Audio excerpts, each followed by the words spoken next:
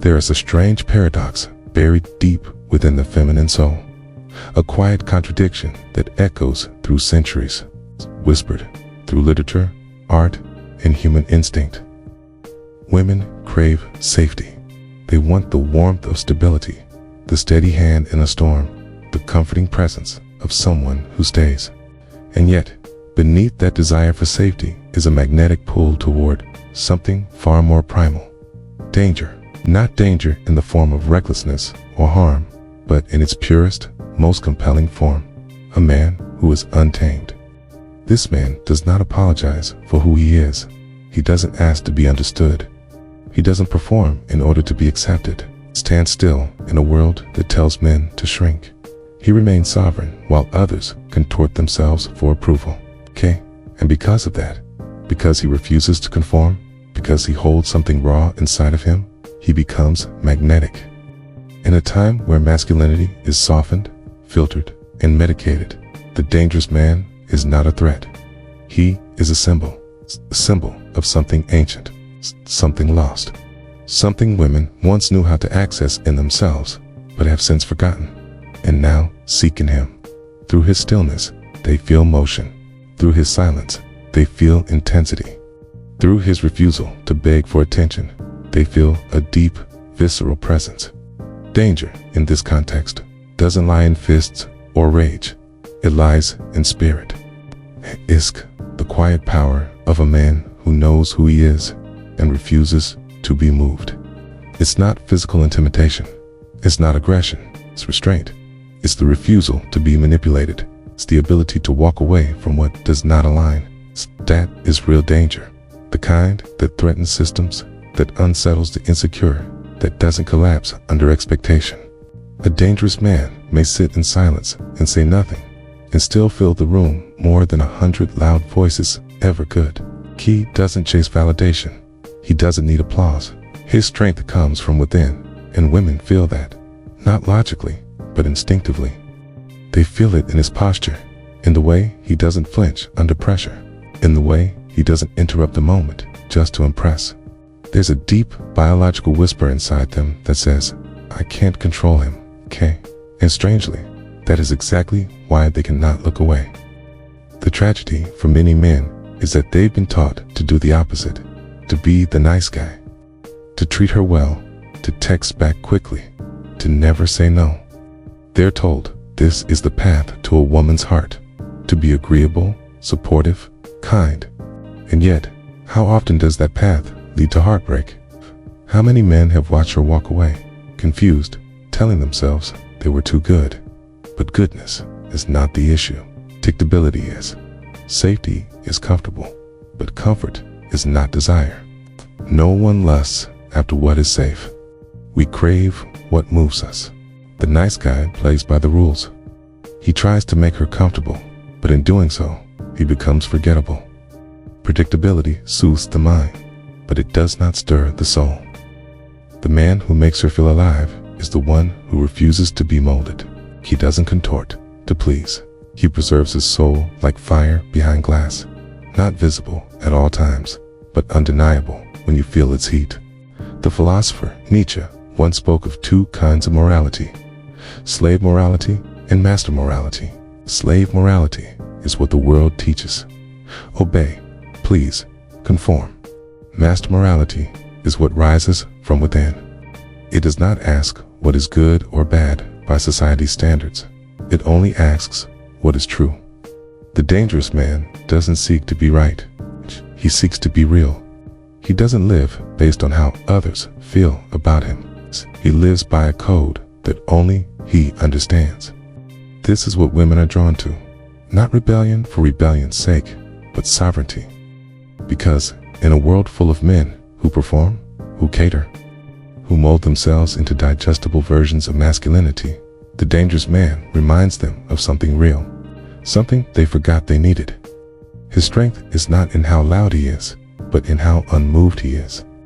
And this is the truth. Women don't just want to feel safe. They want to feel something. They want to feel the friction of presence, the challenge of honesty, the rawness of intimacy. They want a man who doesn't just agree. They want a man who makes them rise, a man who sees through the masks, who doesn't reward performance, who reflects back not what they want to hear, but what they need to feel. The dangerous man doesn't demand attention, okay? He commands it, not with noise, but with energy, okay? He doesn't exist to validate or entertain, okay? He exists like a mirror, showing them who they are and inviting them into something deeper. And in today's world, that kind of man is almost extinct. Society declaws men from birth, from school systems to family structures, from corporate culture to social media. Men are taught to be tame, nice, agreeable. They're taught that being masculine is problematic, that being assertive is toxic, that being bold is arrogant. And so, they shrink, they play nice, they sit quietly, they trade their edge for approval. The result? Generation of men who are interchangeable, polite, predictable, passive.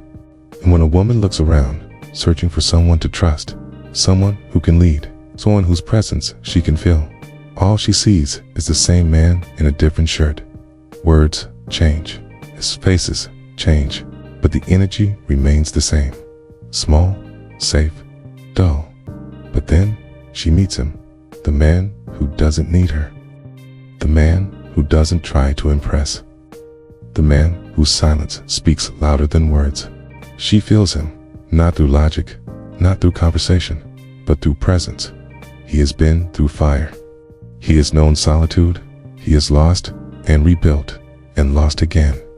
He has stood alone and come back stronger. He doesn't ask for anything, but everything in him is alive. He is dangerous, and that is exactly why he cannot be replaced. There is a part of every man that he was told to hide, a part made of fire, chaos, and silence. It isn't evil, a tease, and that's exactly why it holds power, okay? It's the part that doesn't submit, that doesn't flinch at confrontation, that refuses to smile when it doesn't feel like smiling. It's the part that holds the raw truth, unfiltered, okay? Unpolished. The part that was alive before the world told him who he was allowed to be. And most men kill this part early. They're trained to, conditioned from a young age to avoid tension, to seek approval, to blend in. They're taught that masculinity is dangerous, that assertiveness is aggression, that being strong is a threat to others. So, they amputate themselves. They soften their voice, bury their rage, numb their instincts, suppress their desire, okay, and in doing so, they become acceptable, acable. In their quest to be safe, they lose the one thing that makes them desirable, their essence. Carl Jung called this repressed part of the self, the shadow, the part of you that you deny, reject, hide from the world. It holds your anger, your lust, your ambition, your dominance, i.e., everything society told you was too much, okay? Everything you feared would make you unlovable. So, you buried it, okay? But what you buried didn't disappear, okay? It simply went silent and waited for the day you'd be strong enough to reclaim it. What men don't understand is that your shadow isn't your enemy. It's your edge. It's what gives you weight, gravity, depth. It's the difference between being tolerated and being felt. It's the difference between being seen as nice and being remembered. When a man integrates his shadow, when he becomes whole, he becomes dangerous. Not because he hurts others, but because he can no longer be controlled. And women feel this deeply, not with their minds, but with something older than thought. They feel it in your silence, in your stillness, in your stare, in the way you hold the room without demanding anything from it, in the way you don't chase, don't perform, don't explain. They feel it, and they respond. Not always consciously, not always in words, but their body knows.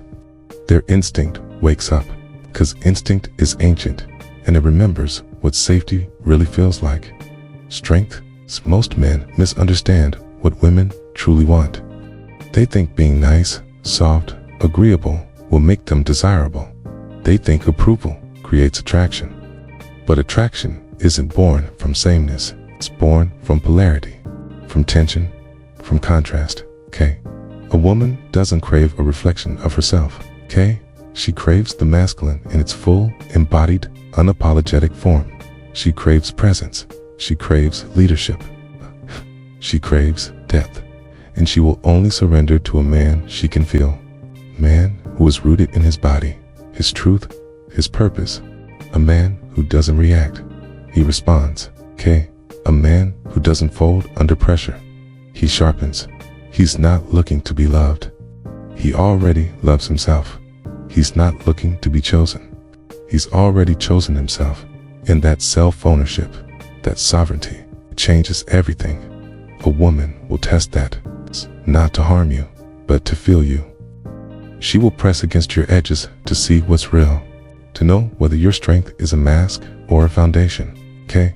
Challenge, provoke, not to win, but to discover who you are underneath. Guess, if she is going to open her heart, her body, her soul, she needs to know it's safe. And safety isn't found in pleasantries or pretty words. It's found in energetic strength. The feminine, by nature, is chaotic, expressive, emotional, flowing. It needs the masculine to provide container, structure, groundedness. If you collapse under her energy, she will not trust you. If you need her validation to feel whole, she cannot relax. But if you remain present, unshaken, untriggered, unchained, she softens. She breathes deeper, 'cause you've shown her that you can hold her. Not physically, energetically, emotionally, spiritually. That is the real test. Not whether you're charming or funny or rich, but whether you are anchored. Whether you can remain grounded when her emotions rise. Whether you can lead with calm when chaos enters the room. Whether your boundaries are strong enough to protect both of you from collapse. If you can do that, she will trust you. And from trust, desire is born. But the moment she feels that you've abandoned yourself for her, the moment she senses that you need her more than you know yourself, something inside her retreats, because she knows instinctively that she cannot rest in you. And the feminine craves rest. She wants to let go. But she can only do that in the presence of a man who doesn't disappear the moment she pushes. To be that man, you must stop negotiating with your shadow. You must stop apologizing for your truth. You must stop trying to be agreeable and start being authentic. You don't need to shout. You don't need to dominate. You don't need to become someone you're not. You simply need to stop hiding who you really are. You will not become dangerous through posture or performance. You will not become magnetic by following scripts or strategies. You will only become dangerous when you become whole. When you stop amputating your anger, your lust, your ambition, and learn how to integrate them. You must own your fire, and then learn how to use it wisely.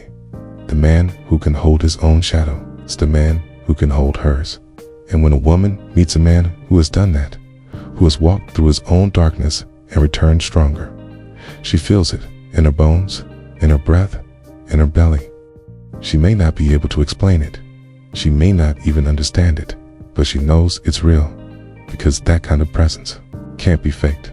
Love, when stripped of its romantic decoration, is not soft. It is not quiet. It is not even always kind. Love, real love, the kind that shakes your bones and strips away your armor, is feral. It is ancient. It is fire. Taya. And for the feminine, love is not something she gives easily. It is something she gives only when she feels something far greater than affection. Trust.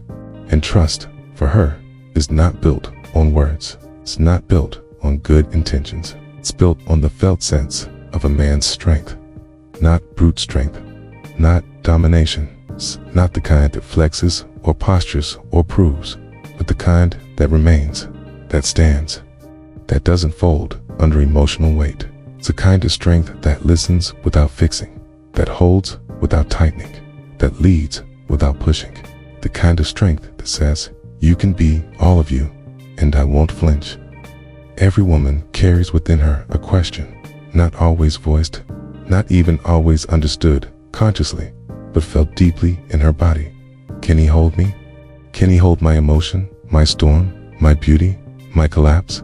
Can he be the shore to my wave, the mountain to my wind? Can he stay still when I cannot? And this is why she tests you. Not because she wants to break you, not because she wants to dominate you, but because she wants to feel you. She wants to know what you're made of. Not your resume, not your opinions, your core. She wants to know what happens when pressure is applied. Will you disappear? Will you lash out? Will you submit? Or will you remain? Most men see these tests as games. They get frustrated. They call women crazy, but they miss the point. These tests are not attacks. They're invitations. Invitations to show who you are underneath the surface. She's not looking for perfection. She's looking for presence, for the man who does not abandon himself in discomfort. Because if you abandon yourself, you will abandon her. And she knows it. She may not say it, but she feels it. Every time you fold, every time you apologize for your truth, every time you need her approval more than you need your alignment, she loses a little trust. Not because you're unkind, but because you are unstable. And the feminine cannot surrender to instability. She can love it, yes, but she cannot rest in it. What she seeks, even if she doesn't know how to articulate it, is a man who can lead, not command. Lead. A man who doesn't wait to be told who to be, who doesn't tiptoe around emotions, who doesn't mirror her energy, but grounds it. A man who chooses his path clearly and invites her into it without force, without fear. This kind of leadership is rare because it requires a deep internal foundation. It requires that you know yourself, that you've walked through your own shame, your own confusion, your own rage, and emerged not perfect, but honest. It requires that you have looked into your own eyes and not turned away, that you have faced your own failures without flinching, that you have stopped seeking to be admired and instead chosen to be real. The feminine doesn't want to be placed on a pedestal. She doesn't want to be worshipped. She wants to be met fully, deeply, authentically, and she will only open to the man who can do that, not with grand gestures or clever lines, but with presence, with the kind of stillness that says, I see you. I'm not leaving. And I'm not losing myself to keep you. There is a difference between control and leadership. Control is rooted in fear. Leadership is rooted in clarity. Control manipulates. Leadership invites. Control dominates. Leadership grounds. A dangerous man doesn't need to control. He has no interest in puppeteering. His very existence provides direction. Not because he forces it, but because he lives it. When a man like this walks into the room adjusts, not out of fear, but out of reverence, because presence, when embodied, is felt more deeply than any word ever spoken. He doesn't demand respect. It's given to him unconsciously. Doesn't raise his voice, yet people listen. He doesn't need the spotlight, and yet it follows him, because he is there, fully. And that, in today's fragmented world, is almost divine. Feminine submission, real, voluntary, devotional surrender, is one of the most misinterpreted experiences in modern culture. It is not weakness. It is not subservience. It is not loss of power. It is the offering of power, the sacred act of choosing to trust. And that trust is never owed. It is earned, not by money or words or favors, but by how you show up.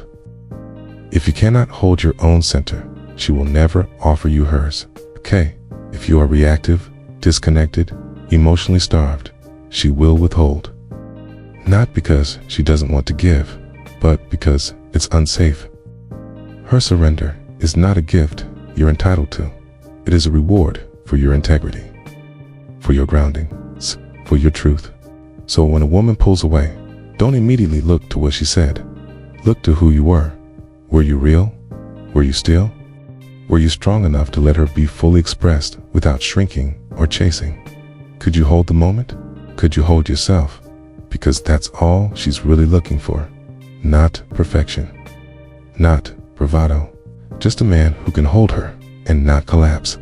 A man who can see her in all her emotion, all her chaos, all her beauty, and remain silent, still, strong. That's the test. There is a kind of man who does everything right. He is kind, thoughtful, always available. He listens, he compliments. He never forgets a birthday or a kind word. He shows up early, leaves late, replies fast. He never raises his voice, never challenges, never walks away. And still he is left.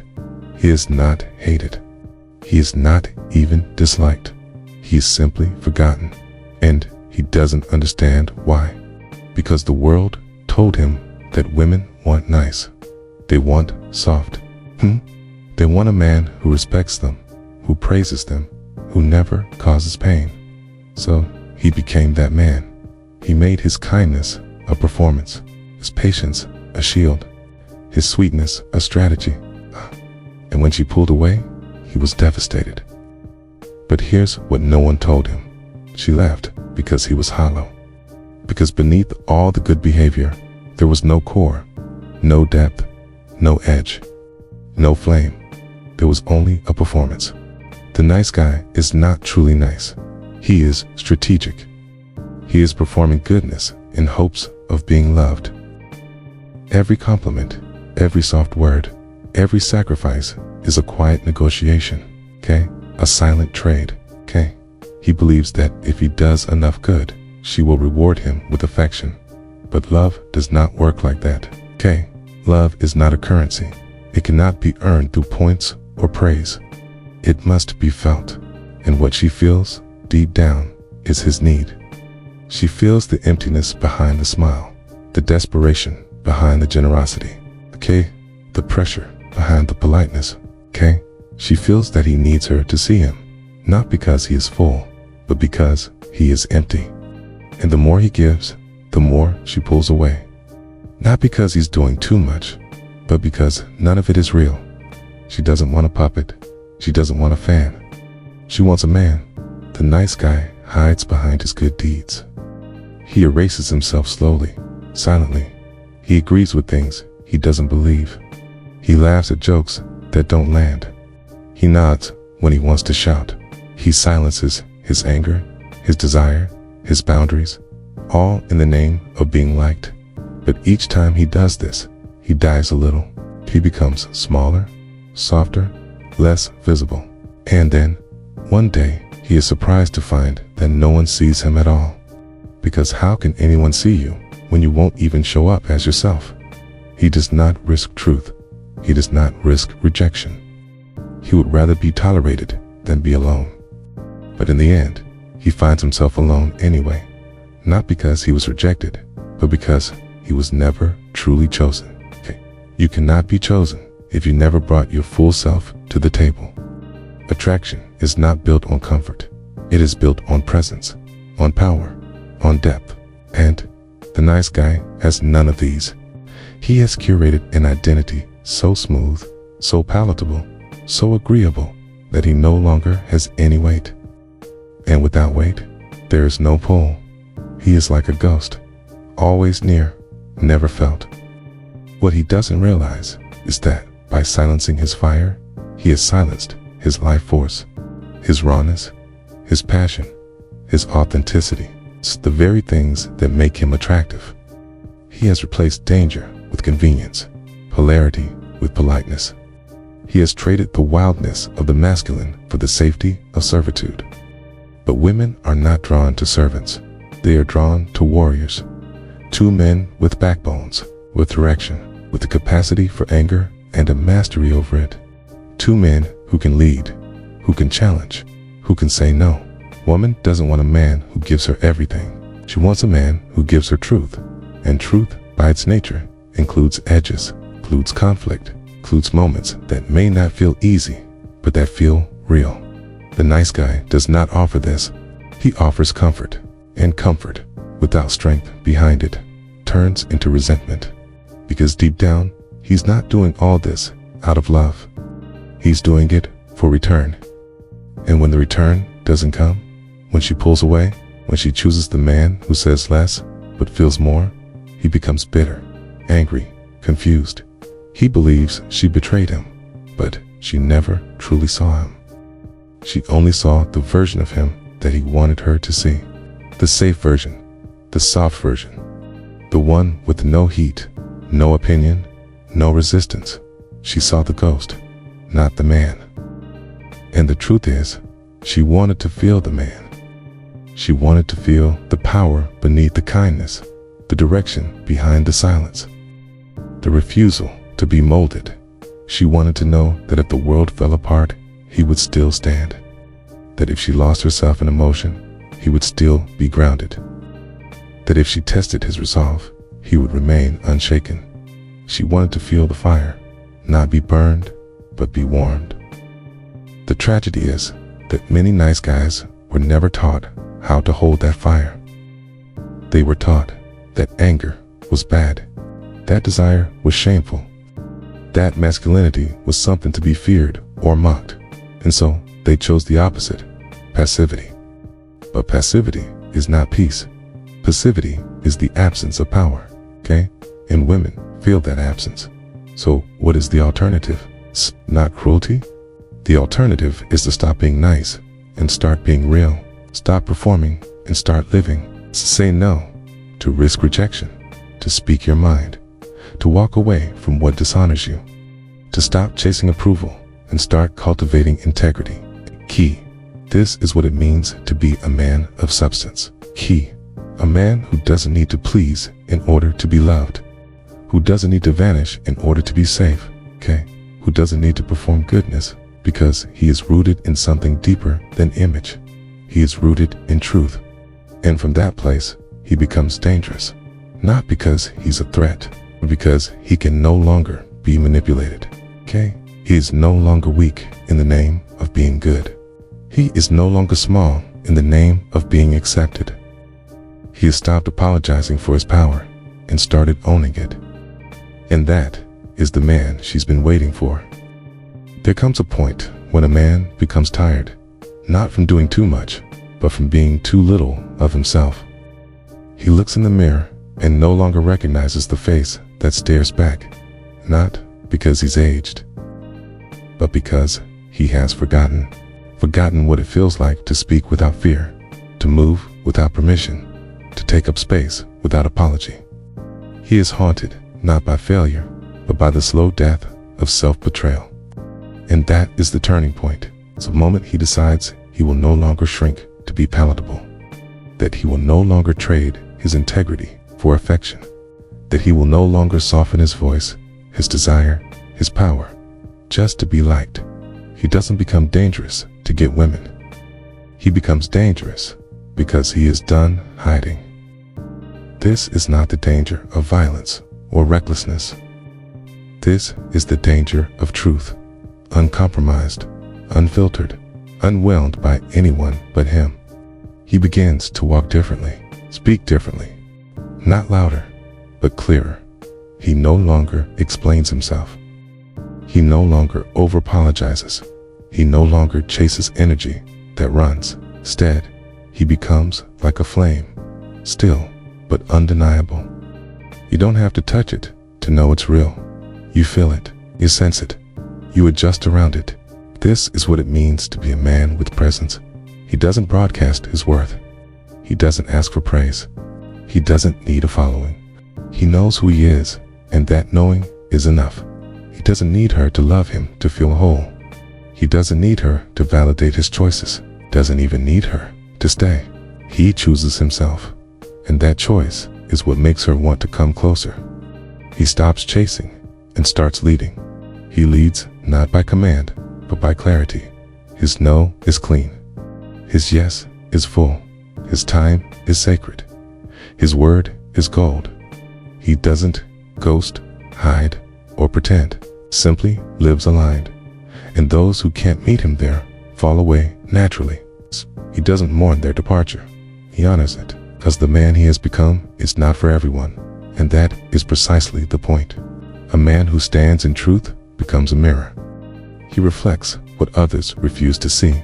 And so, he'll be misunderstood. He'll be judged. He may even be feared, but he will also be respected. And more than that, he will be free. The world is not kind to men like this because they cannot be bought. They cannot be bullied. They cannot be molded into what is socially acceptable. They are not safe, and yet they are the safest kind of man because their power is governed by principle. He doesn't react from ego, responds from depth. He doesn't lash out. He doesn't withdraw. He simply holds the line. He knows his values, okay? He knows his path, and he walks it, whether she follows or not. And strangely, she follows. Not because he made her, but because she feels him. She feels the gravity in his words, the solidity in his silence, the steadiness in his heart. He doesn't need her storm to calm for him to stay. He stays because he is the calm, not to fix her, not to save her, but to witness her fully, deeply, without flinching. And in his presence, she melts because she no longer has to hold everything herself, because she knows she can fall. Hey, and he will still be there, not catching her, but not moving either. Stillness is the mark of a dangerous man. It's a kind of stillness that can sit inside chaos and remain unmoved.